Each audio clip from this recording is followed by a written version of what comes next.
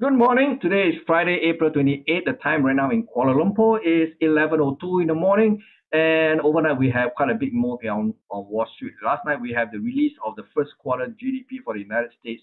Market was expecting a release of 2%. Now, when you compare that to the third quarter of last year was 3.2%, and Q4 last year was 2.6%, and the market was expecting 2%. So we are expecting a decreasing economic activity over the last 3 quarters. But what was released was a shocker. Okay, it came out at 1.1%. So it's about half of what the market was expecting. And that caused a lot of volatility in the marketplace. And on top of that, we have the release of the PCE, which is the personal consumption expenditure number. The core number came in, market was expecting something like 4.7. It came in 4.9. So we can see that is an increased inflation, decreased economic activity. So what we are technically looking at is a potential deflation. So deflation, I've always maintained, has been a lot more problematic than a simple recession because we have lower economic growth but persistently high prices.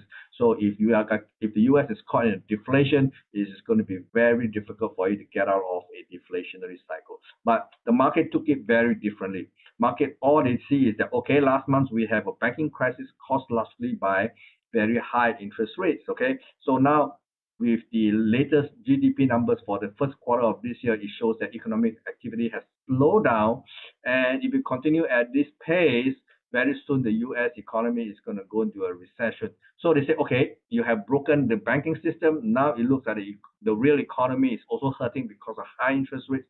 Maybe the Federal Reserve, when they meet next week, which is going to be scheduled on May the 2nd and the 3rd, before last night, the market was expecting maybe the Federal Reserve will hike interest rate by a quarter basis point. Maybe you say that 0.25, but now they look at this number and say, oh, maybe the Federal Reserve may not have the room to further hike interest rates. Maybe they should pause, and some even speculate that Federal Reserve may actually do the unthinkable, which is to cut interest rates, and that being the reasoning causes equity prices to zoom overnight. Okay, so basically overnight we have a massive run up in equity prices that caused all three major indices to rally. Okay, now it seems that the momentum behind last night's rally may continue into at least in the early part of tonight's trading, and then we'll see how it grows by the end of the session in New York by tomorrow morning, our time here. So over in the Dow Jones, you can see the market actually went to as low as 235. Okay, 33,235. Sorry. Okay, to a high of 33,834.5 overnight. So you can see there was a massive run up at about 300 points in one single night. So that is a big move. Okay, so will the momentum that we see overnight continue to extend higher? I would think so, because technically the momentum behind it looks very, very strong. So there's a very likelihood tonight we will see, at least in the first half, an extension of this run. Whether it can maintain it and is another story. The first barrier to higher prices will be 34,406 in my opinion, and whether it has enough momentum to go up beyond 34,712, I do not think so, but again we will have to see. Okay, over in the S&P 500, we also saw similar move from a low of 4,049 to a high of 4,138. So you can see that is a big move, less than 100 points, but it's still a very large move. Now the price is just at the edge of this zone, which I have previously mentioned is going to be an area vulnerable to selling interest. The area is 4,140 to 4,194. Okay, we will see whether there's going to be any reaction this time. Like the first time the market went up to 4,169, it has a sell-off of more than 120 points from there. But again, this time we are not so sure because the momentum behind it is pretty strong. And if it can break above 4,169, of course, 4,195 will look a little bit vulnerable.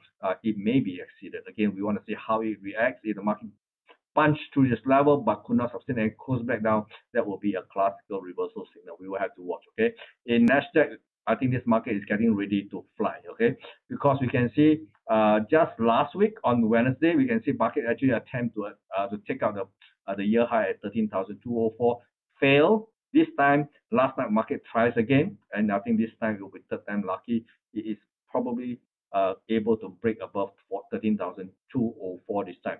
How high it will go? Let's see. Okay, this is the last August high at 13,720. So this will be a reference point. If the market goes beyond this level, the next area I think the market may actually hit a brick wall. It's going to be 14,135 to 14,710. Okay, so this area is going to be very, very interesting. We'll see what happens there. Okay.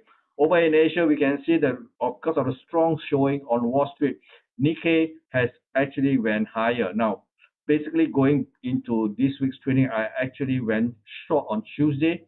Okay, as the market goes up into the marginal high for the year at 28,806 and come back down with a reversal signal. I went short here, and I have since placed my stop loss to break even price. So this morning, as the market zoomed higher, I will stop out of my entry.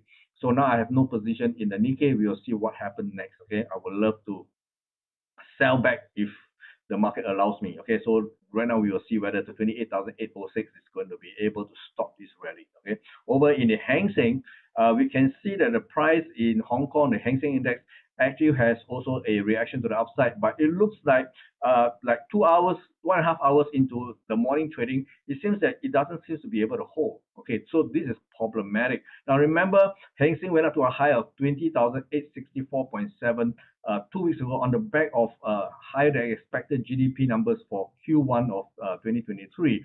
On top of that, they have very strong, robust retail sales in China, and that was the peak. Since then, their market did not follow through. In fact, it has actually gone the other way, down to below 20,000 to trade to as low as 19,520. Now, this reaction rally that we saw overnight this morning somehow does not make it right. Okay, if the market has at a high of 20,864 is based on a superior GDP release for Q1 on top of robust retail sales, theoretically it should continue higher. Okay, but the Hang Seng did not do that. In fact, it has dropped more than 1,000 points below. Okay, and now we have somewhat follow through buying from New York itself. It does not cause the Hang Seng to surge. In fact, right now we are trading at the lower end of this morning's trading range. So this is again has bearish implications. So that means we will have to prepare, okay, for the possibility of lower prices in the Hang Seng. The same thing is going to be also possible in the mainland equity index. This is the CSI 300. Again, the 4,169 was on the back of better than expected Q1 GDP numbers on the retail sales in China. And since it's all one-way street, which is down, okay, from 4,169 you went up to a low of 3,925. So you can see this is quite a big drop here on the back of very, very positive economic news. So this can be good. And of course, this morning we have a bit of a rally piggybacking on the strong momentum closing on Wall Street. So let's see whether it can sustain.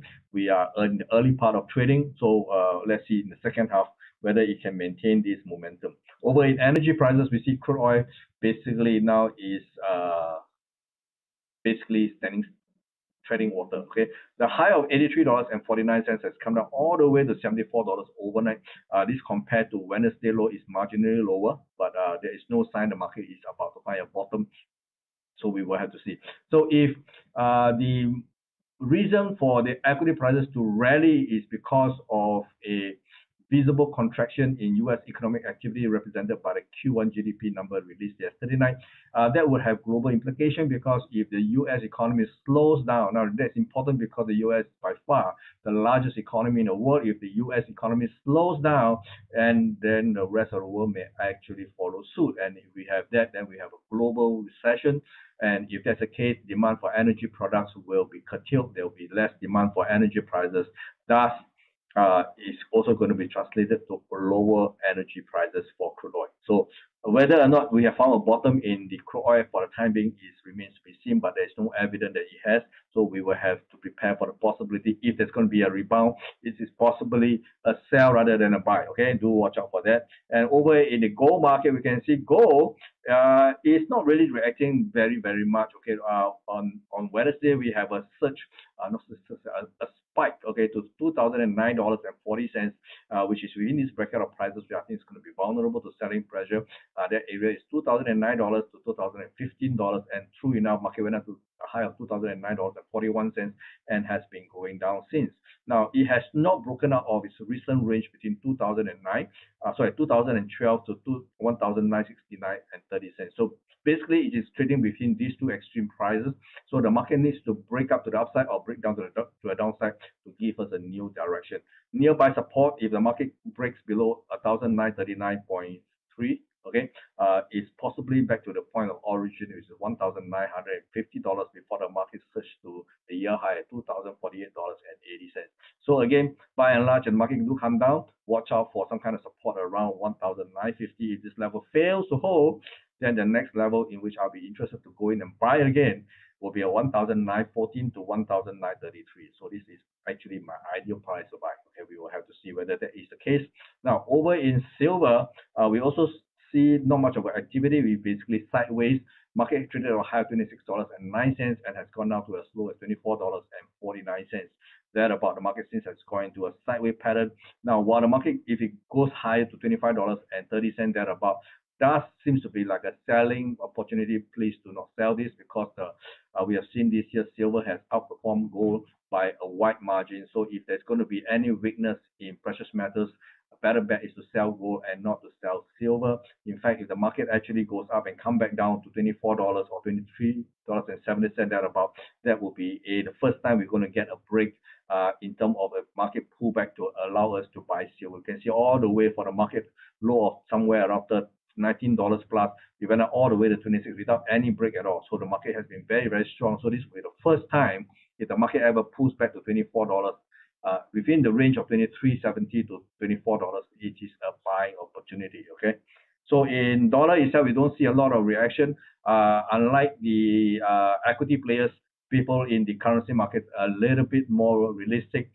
They were not led by the idea that a cut in interest rate is going to be good for currency. Okay, so we can see the dollar has a bit of a movement, but not much by the end of the day. The low so far traded is 100.74, which is not too far away from the low of this year at 100.42. So I still maintain that this looks like a possibility for a three-way rally to 102.30 to 102.60 levels. Okay, so do watch out for this possibility. I'm basically still maintaining a long in dollar dollar index. So likewise, the other currency pair do not see a drastic move overnight. Sterling is now back into this bracket of prices, which I think is making it very vulnerable to selling in pressure. That level is 124.90 to 125.20. Okay, the price right now. This morning high, we have a high of 125.04. So it put it smack in the middle of this bracket here. So what does it mean? It means the market may actually come back down. Nearest support will be 123.45, which has been holding up pretty well. And if the market cannot hold at this level, the next level of support will be likely at 121.80. Okay, but do watch out. Over in euro dollar, which is a surprise because I have always maintained a somewhat bearish view on the euro dollar, but you can see that this week the market went up to a high of 110.95 before it eased back. But by the way, I have been stopped out of my short position because of this spike to 110.95. Currently, I have no position. We'll have to see, because so far I've been watching this black color line, which is my support line for this euro dollar. It has so far been very resilient. There's no sign it has going to break. I have maintained that it looks like it is going to break, but so far it has proven me otherwise. So we will have to watch this again. Okay. Over in Aussie has a big drop from 0.68 to 0.6590. Okay, so this is very, very close to my medium-term target at 0.6565, represented by this green horizontal line here. So downside potential is not much, so I will rather not take a position in Aussie. Okay, dollar yen, I still maintain that the rebound from 129.64 looks to be over at 135.14, and now the market is getting ready to resume its original trend, which is coming down from 137. So we will see if the market will go below 133 and then head towards the 129.65 levels. Okay. Over in dollar Canadian, dollar CAD has been very, very strong since hitting a bottom at 133. It went up to 136.50, a move of 350 pips and more. Okay, now it seems the market there's a bit of profit taking, but not very much. Okay, so if for some reason the market decided to pull back, My area of interest will be 134.35, 134.75 thereabout. That could be a great area to position long if I'm still bullish on the dollar itself. So this is an area of interest to me.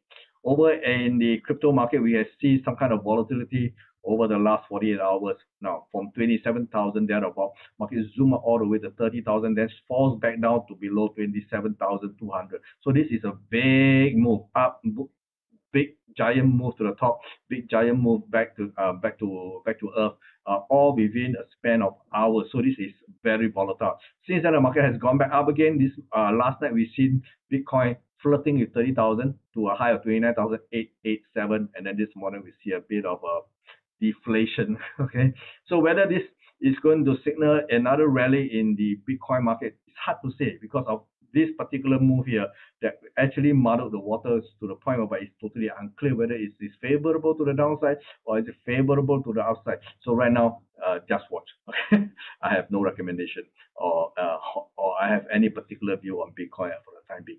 So this is all I have for you for tonight and for today. So I will see you again next Monday. Bye bye. Take care.